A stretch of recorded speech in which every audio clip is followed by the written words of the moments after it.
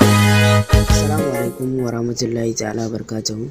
Barkanmu da sake saduwa da ku a cikin wannan shirin. Wannan shirin za mu yi bayani ne akan wato yadda zaka iya kiran mutum ba tare da kai composing number shi ba. Kawai zaka danna namba guda ɗaya zaka ga ka kira shi.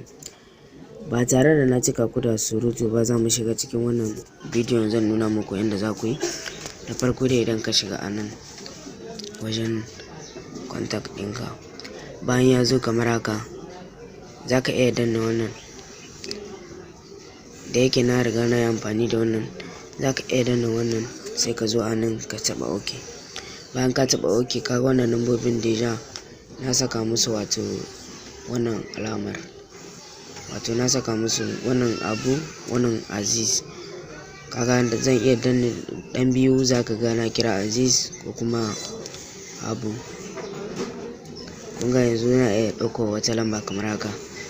Da zarar na shiga zan ɗauko wannan lambar. Kun ga da zarar na ɗauko ta, zan zo a nan in danna wannan ɗan gudu. Kaga nan take zan kira shi, nan take da nan za ku ga na kira shi kamar da kuke gani a nan. Na kira shi ba tare da na composing lambar shi ba.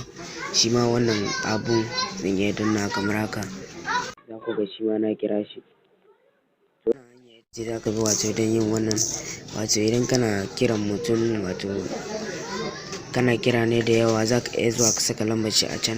Kawai za ka zo ka danne ne, za ka ga lambar shi ta kira aminta. To wannan shine ƙarshen wannan shirin, sai mun sake saduwa da ku a wani shirin na gaba.